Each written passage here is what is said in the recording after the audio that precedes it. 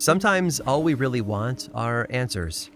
So much of human history, and folklore in particular, has been the story of our journey into the unknown, hoping to bring back something solid to aid in our growth and advancement. Those journals of Marie Curie are a fantastic example, as are the notes of Charles Darwin.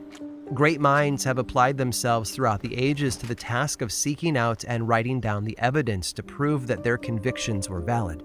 And in a lot of cases, they were right. But there's something dangerous about that journey as well. Sometimes it's obvious, as in the case of Marie Curie. Not only are her notebooks kept inside lead boxes, but so is her coffin. Her remains were so radioactive that before being buried, her casket was placed inside a lead box with walls nearly an inch thick. Yes, humans are good at searching for answers, but what we find isn't always easy to handle.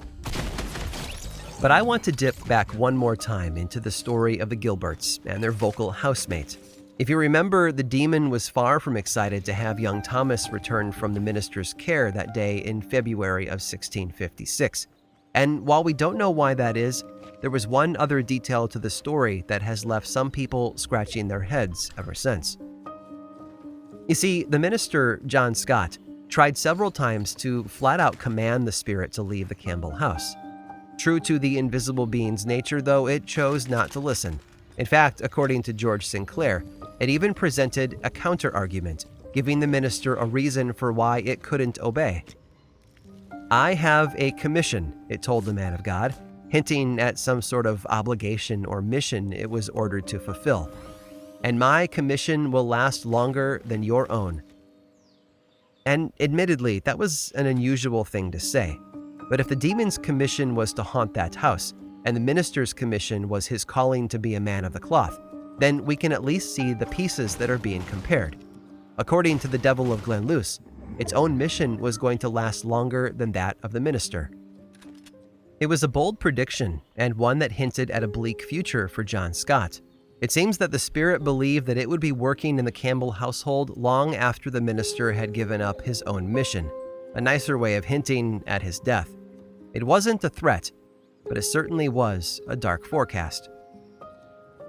Sure enough, the minister died the following December, years before the Devil of Glenluce finally left the Campbell home in peace.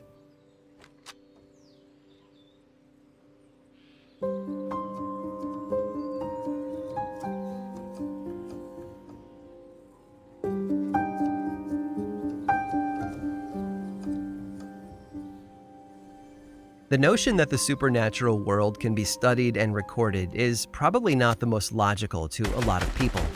But science offered people a lot of hope in a time when so much of the world was still a mystery, and the observers we've discussed so far were only a small sample of a larger trend. Stick around after